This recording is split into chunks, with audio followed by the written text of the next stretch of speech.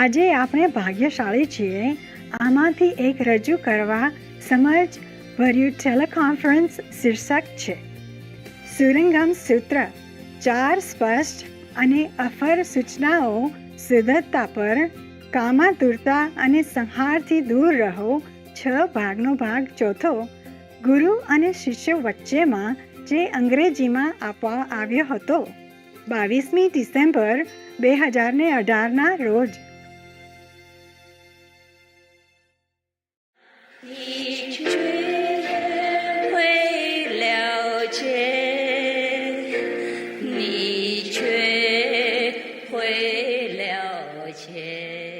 Continue the Buddha.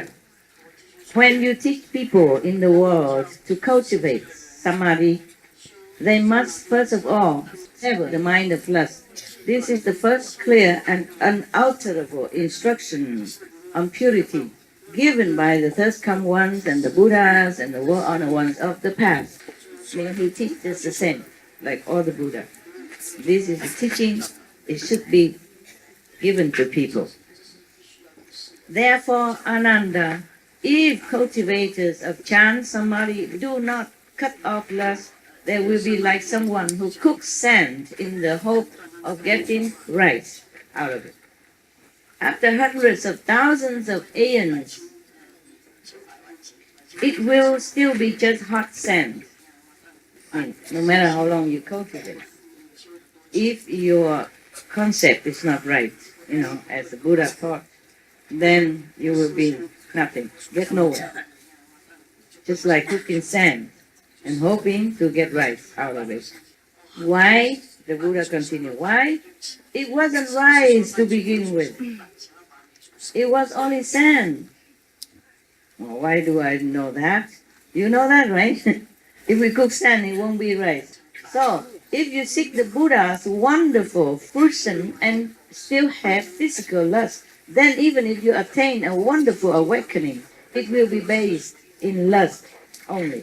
With lust at the source,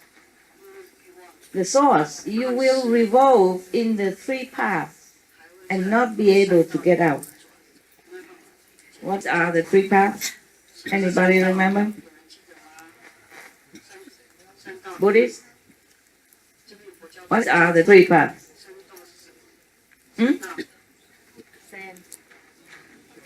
Huh? Yes.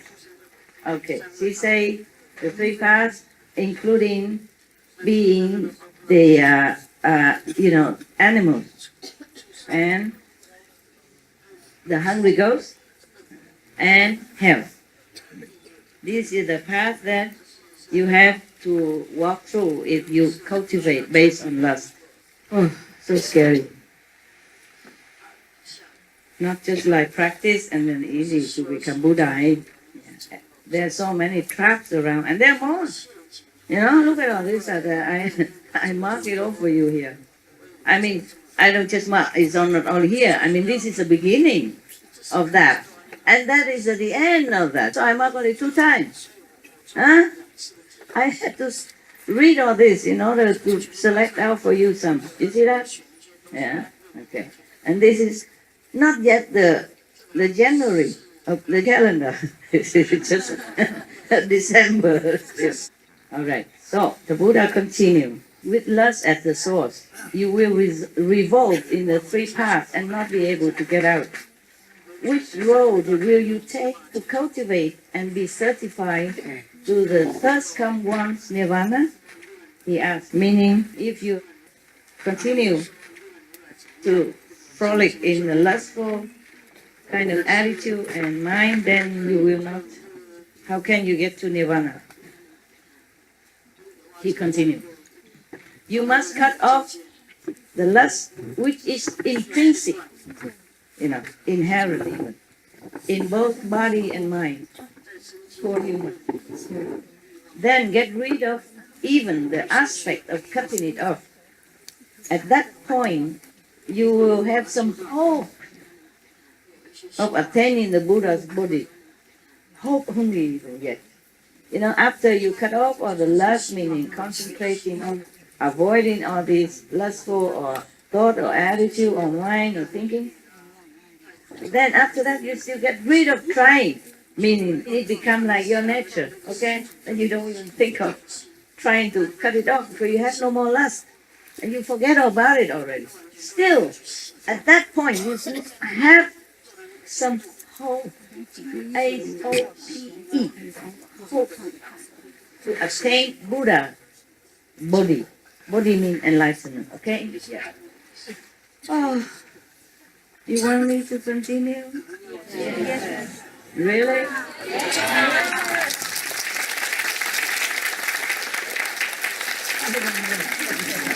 It seems so hopeless. After doing all that, it seems just hopeless. Okay, and where are we all going? Huh? You and I, huh? It's okay. It's okay. There is hope. Okay? There is enlightenment. Maybe seems difficult. Avoiding temptation, lust seems to be difficult. But if we know we have it, we still can be redeemed. If we know, okay, I'm having lustful thoughts, cut it off, okay? Try to cut it off. At least you know, okay? At least you know. For example, you know that you're sick, yeah? You're sick already, what to do? At least you know you're sick, okay? Then you will find a way to cure yourself or go to doctor or talk to somebody who can help you. You see, there's always some remedy. Just be mindful of what you think, of what you cultivate in your stupid mind. No. Not intelligent mind. The mind is not your fault. The mind has been born like that. Too much trouble. Just following the world. Yeah? Only the soul is truly wise and intelligent. Yeah? And good. And virgin. And whatever the best you think of, that's in the soul, inherent already. And here we have physical body. And we have the mind. We have the brain. This also the Buddha said inherently we will think lustful thought. Yeah, the hormones, the society, infection, the example of others, the company we mix with, the work we're doing, the picture we see daily, okay, the people we contact. All these are there just to make us struggle. So just know that, okay, and try your best. Always think the opposite way. Remember the 5 holy names. Remember to pray to all the saints and master to help you. Then it's okay. Yeah? It's not as okay as if you don't have. But we try our best. And our heavens know how difficult it is to live in this world and being like a pure lotus in the mud. How difficult that is. Even if you don't want to have any lustful, for example, relationship, somebody come along and try to scratch you around until you give in. Because maybe you feel sorry for that the guy or girl trying too hard. Maybe you're just lonely at that time. Maybe you just gone through a difficult period of your life. Maybe you just lost your job. Or maybe you just gone through the winter of your spiritual cultivation. And maybe you just lost some loved ones and you're just lonely, you're just weak and something come attack you. This is a Maya. The Maya will use anything to attack you. Not just person. Use anything at all. Situation, creating problem for you. So be merciful to yourself. Just be aware, okay? Do not try to condemn yourself too hard. You're only human. We are only humans, okay? Well, I don't mean you are human. I mean you have human's body. And the human body, human's brain are source of all illness. If we don't take good care and be alert and knowing what they're doing to us. Got that? Yes. Knowing our weakness. so we can forgive ourselves and strive to be stronger. Huh? Okay, not spoiling us, not indulging in our weakness. Then it's all right. Truly, I don't think God and Buddha would be so heartless, no compassion as to condemn us to the point, because we are really thrown into a sea, tied hand and feet, and had to swim to survive. It's like that. Just know it, okay? Beware, all right? Beware, and try to control it as much as you can. That's why all the other great people, they say the best victory is conquering yourself because it's too hard. It's too hard. Yes. And then you must work for your life. Yeah, you must take care of your family, your parents, and every other things. They take all your time already. We have only 24 hours. And we need to sleep 8 hours. More or less. And we have to cook. We have to go shopping. We have to eat. We have to take care of our clothes. We have to pay tax. We have to drive car to work, drive back, insurance. Oh, God.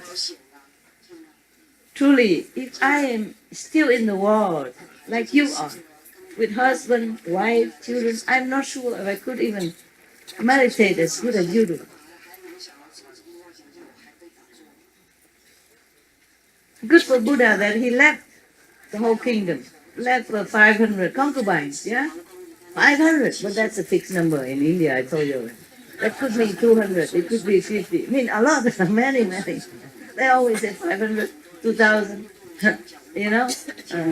84,000. I explained already last time. Like that. So I'm not trying to condemn you ever, okay? I feel really, really that you are worthy of admiration and respect. I truly feel that way. That you're so strong, so tough. Such a world you live in. So many things binding you. So much stuff to distract you. So many, many temptations to bind you. So much obligation on you. And you still want to practice and meditate and go to group meditation and go to charity events, helping me with SMTV, cleaning the ashram for everybody, etc., etc. You really earn a place in heaven.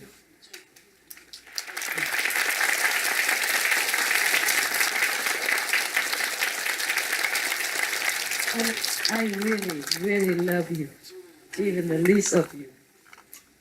Even you can't meditate very well, I do love you, because I know it's just a world. It's like that. I don't know how anyone can survive here so long with all this surrounding, tiring job and obligation and temptation and work and whatever. Yeah. And physical body demand, and physical body weakness, and the mind's trouble, the mind's weakness, and the surrounding companies, not all of them are good for you. Yes. And once you make a mistake, it's difficult to go back. It just keeps binding you, and one lead to another. It's like somebody doesn't want to get married, to begin with. But then he or she got married, somehow got married. And then it's not ending there, had children, and then work harder. Yeah, work harder. And more anxiety, more worry because of the kid, because of love for the kid. I don't mean that is a bad thing to have children or anything. What I mean is that it probably wasn't the thing you want to begin with. And then you pass into it, and you can't get out. You just get more and more trouble. More children, and then later more grandchildren, and more whatever. And then the in-laws together, and, the trouble that brought with. It's a package deal. It's a package deal. It's not just one person coming to your life. It's many things. The wives and husband friends, the wife and the husband family, wives and husband, other not too good company, yeah, etc., etc., etc., etc., and the colleagues and the boss. Oh God, I really think you are tough guys. Tough, tough, tough. You are made of iron. I should call you iron initiate. How you do all this? I don't know. I had only 7 dogs and several, maybe tens of thousands of disciples, and I'm already very tired. I don't know how you do all this. And disciples are mostly very good. Yeah? All right. No, I truly, really, really love you because I know what you go through every day, every single day of your life. Even if you try to avoid one, you will get another. The Maya is always around. He never leaves you alone. He doesn't leave me alone. He can't mess up with me. He mess up with my, attendant, assistant. Actually, dog's assistant. Every day. Every day. If I cannot cry, I just laugh. What else to do? Cry and laugh is same. Same situation. Yeah. You're in prison already. You cry or you laugh, what would you do? Still in prison, right? Make no difference. Just as I told you. Yeah? I wear high heel and I stand up. Still make not much difference to you. You don't see me much. Right. Now, I told you, I talk a lot. You need a calendar now? Huh? Hey, it's all your fault. You don't want me just to read it. You want me to talk? Never mind, we have fun, okay? We have fun. Yeah, whatever. Okay, huh? You already have training method. You already know the 5 precepts. What else can be wrong? And you want to see your master. Can it be wrong? No, right? So she has to sit here so you can see her, right? And if you cannot just sit here for just look for her to talk photos. Entertain you, huh? Yeah, you should be lucky you have some entertaining master, no? Yeah.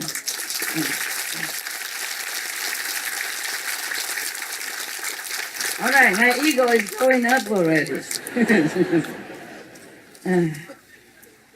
All right, so the Buddha say that what I have said here, above mentioned, just up to now, apart from mine, yeah, except mine. He say what I have said here is the Buddha's teaching.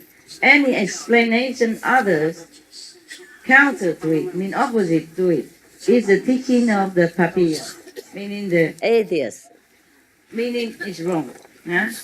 What the Buddha said about the lustful mind, that we should cut off, we should be aware of it. Just be aware of it, okay?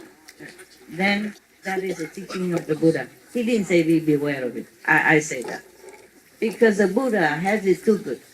Maybe he doesn't know much about the suffering of normal humans.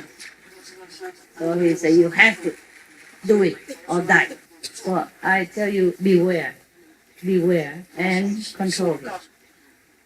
Buddha has been born as a prince. And he has been a Buddha forever. He's a tough guy, right? Prince, muscular, and 500 concubines. Born in silk and silver and gold. And even he went out after a few years, became Buddha again. And people worship him. Whatever he says, people listen with awe, respect. Yeah? So he probably never had to work all his life. Huh? Of course, it's his good karma, good marriage. You could cultivate. Well, and then you can become a king and then a prince and a Buddha like that. If you cultivate what the Buddha said. Okay? Right. So the Buddha has cut off his tie with the world. as a prince, he was so well protected. He lived in luxury.